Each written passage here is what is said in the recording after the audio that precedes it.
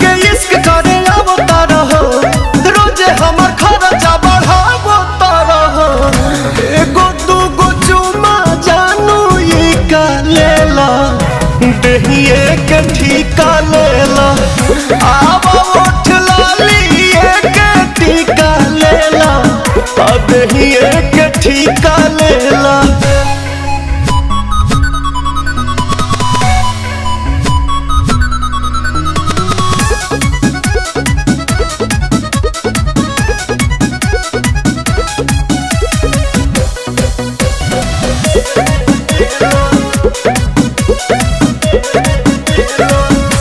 Wholesale लेता तना खुला कराइती, सझे भोर दूधावे के कुला कराइती।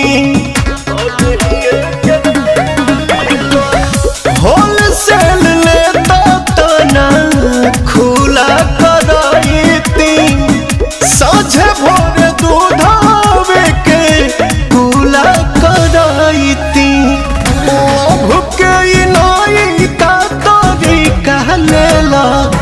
देहिए के ठीका लेला, उठ लाली के टीका लेला, देहिए के ठीका लेला।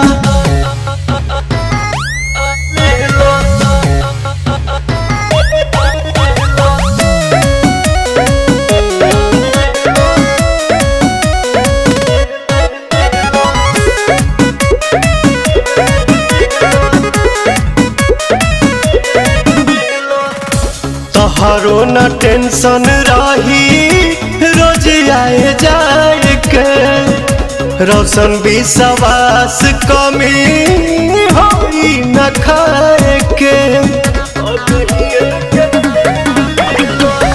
तोहरो न टेंशन रही रोज आए जाए के, रोशन विश्वास कमी होई न खाए के।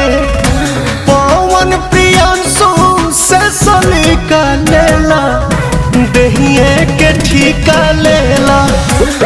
उठ लाली के टीका लेला, देहिए के ठीका लेला।